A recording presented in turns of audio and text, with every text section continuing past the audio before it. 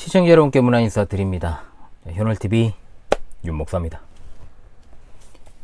신구약 성경을 통한 바른 구원론 두 번째 시간입니다. 신적 작정과 예정을 공부한다고 하고 이어서 제가 한다라고 했습니다. 이 용어가 어렵다고 어려워하지 마세요. 저희 지금 하고 있는 신론 강의 그리고 칼빈주의 5대교리 강의 구원론 강의를 합치면 100개도 넘어요. 100개도. 어려운 게 아니고요. 익숙하지 않아, 100개가 뭡니까? 150개는 되겠는데요.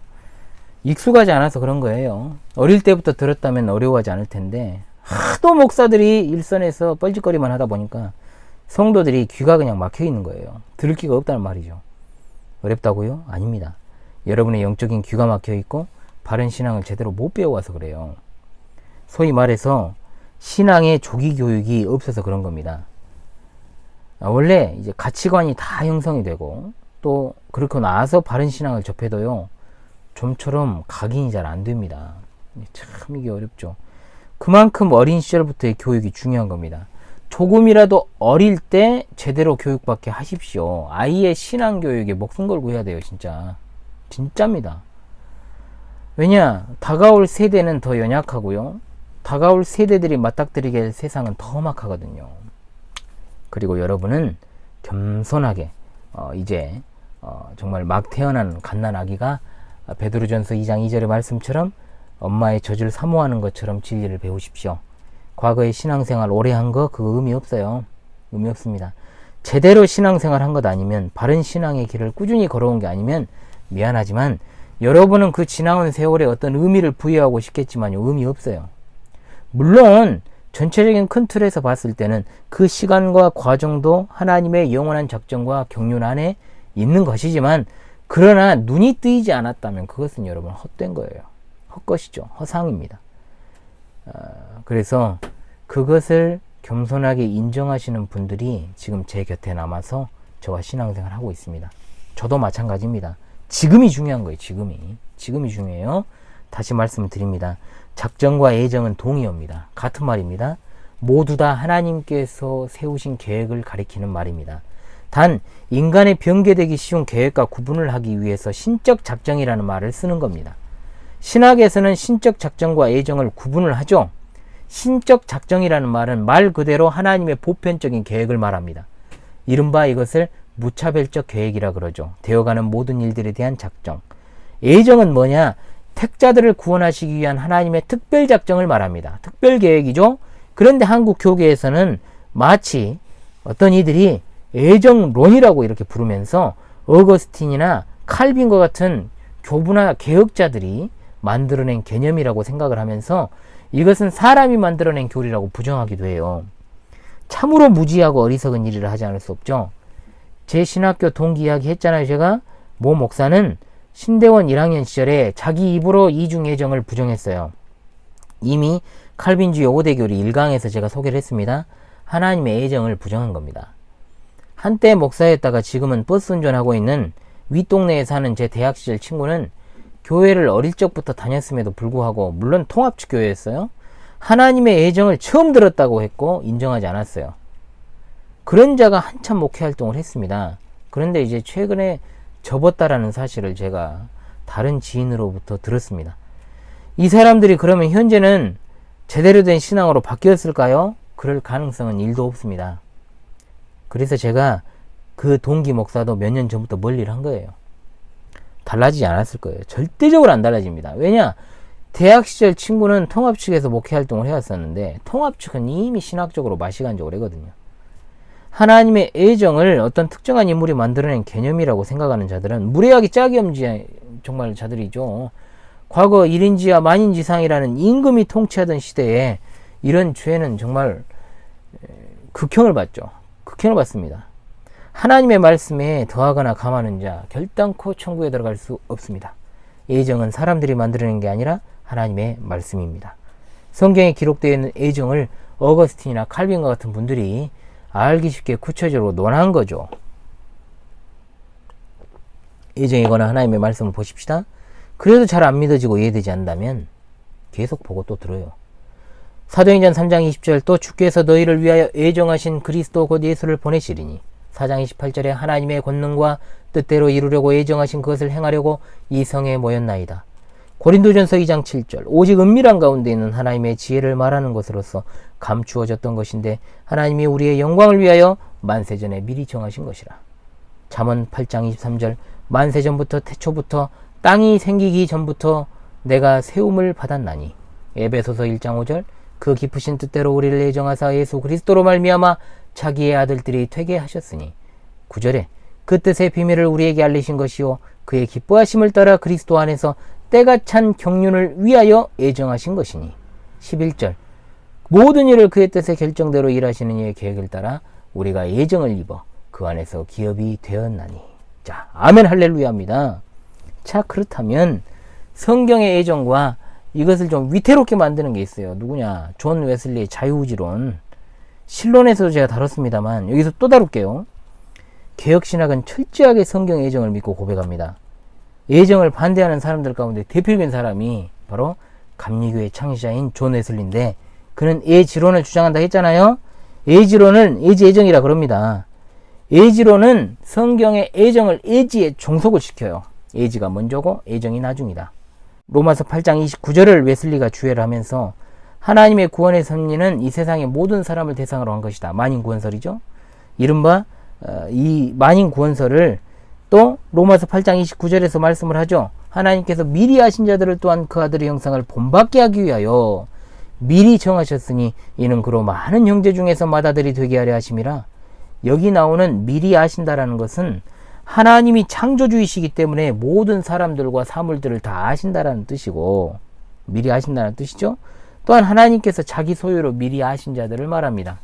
그런데 이것을 갖다가 존 웨슬리는 어떻게 해석을 합니까? 하나님은 모든 인간들이 믿을 것과 믿지 않을 것을 미리 알고 계시지만 인간이 믿는 것과 믿지 않는 것은 인간의 자유다. 말인지 막걸리인지 뭐를 주장을 했어요.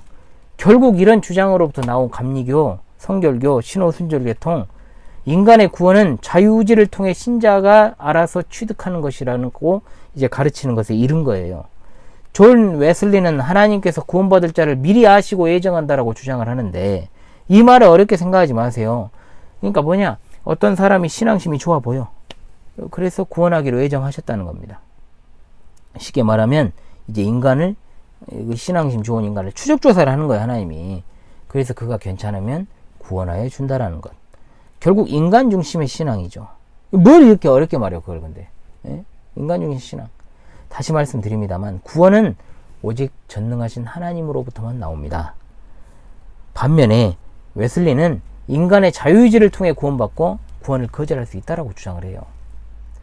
웨슬리는 자기 저서에서 예수 그리스도의 속죄 사역이 지구촌에 있는 모든 인간을 위한 것이라고 했는데, 그의 주장대로라면 예수님의 사역은 사실상 실패한 거 아닙니까?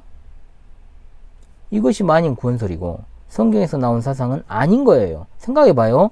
만약 예수 그리스도의 속죄의 보혈이 이 지구촌에 있는 모든 사람들에게 적용이 된다면 당연히 정말로 80억 가까이 되는 인류는 구원을 다 받아야 되잖아요.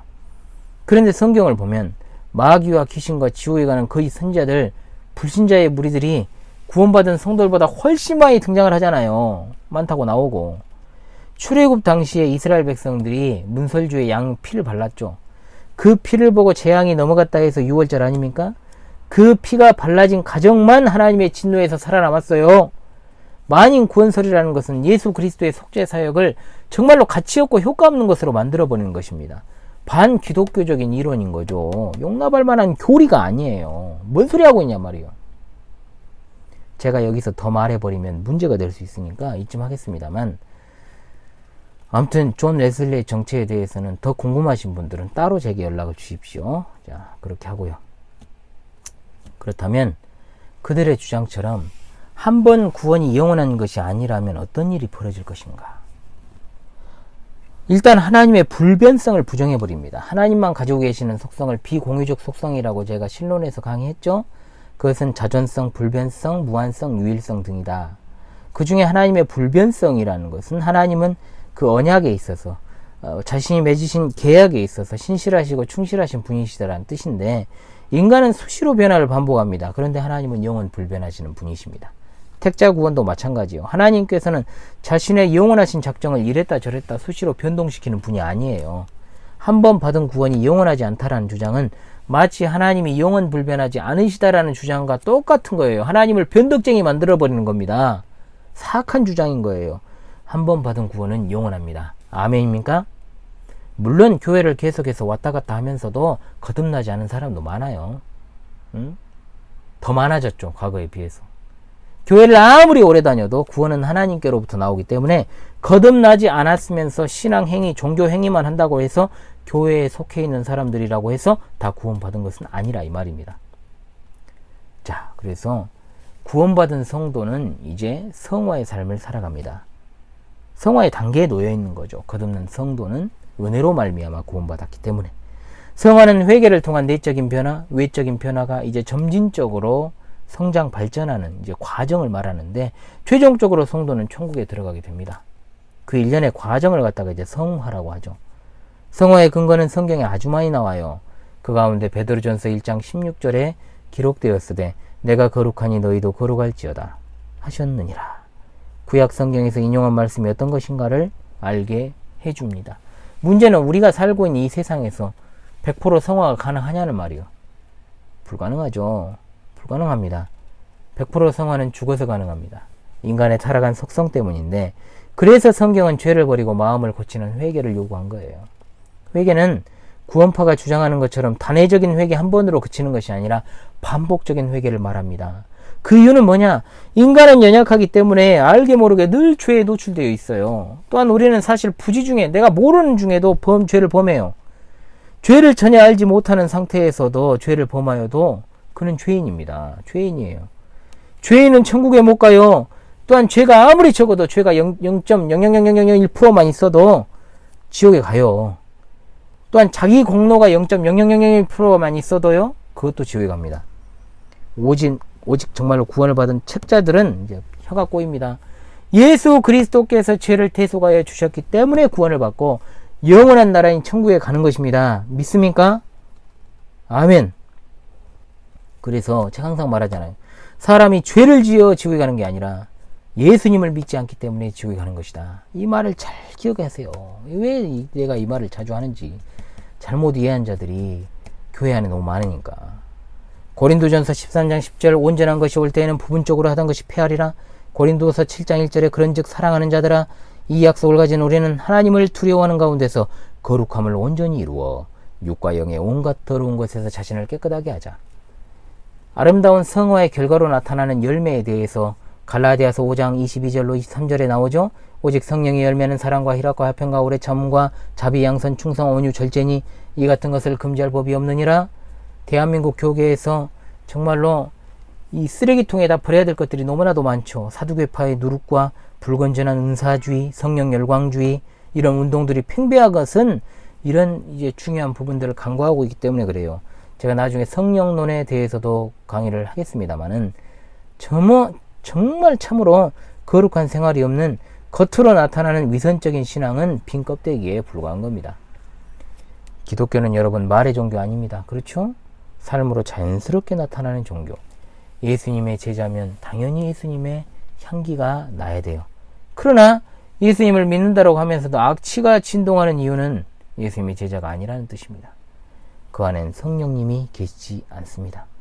오늘날 너무나도 부끄럽게도 상당수의 목사들은 정말로 어떤 일반인 수준의 도덕성에도 못 미치는 인간들도 있어요. 성도들의 기본적인 신앙은 물론이고, 목사가 되어서는 안 되는 사람들이 목사가 되는 것이 문제죠.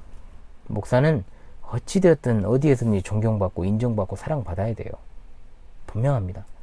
죄가 드러나면 회개하고 책임져야 돼요. 그런데 어찌된 게 연예인들이나 스포츠 스타들은 물론 이제 진심은 아니겠지만 울며 겨자 먹기로 자숙이라는 것을 하고요. 또 한 번 이미지가 망가지면 어떻게 됩니까? 연예 활동이 어렵게 되고 운동 못하게 되잖아요. 특히나. 근데 목사들은요, 더 책임을 지려고 잘 안 하고 버젓이 목회하잖아요. 저 서울에 그 누구 있잖아요. 회개가 늘 반복적인 것은 맞지만 그렇다고 회개할 일을 만드는 게 정당화되는 건 아니에요.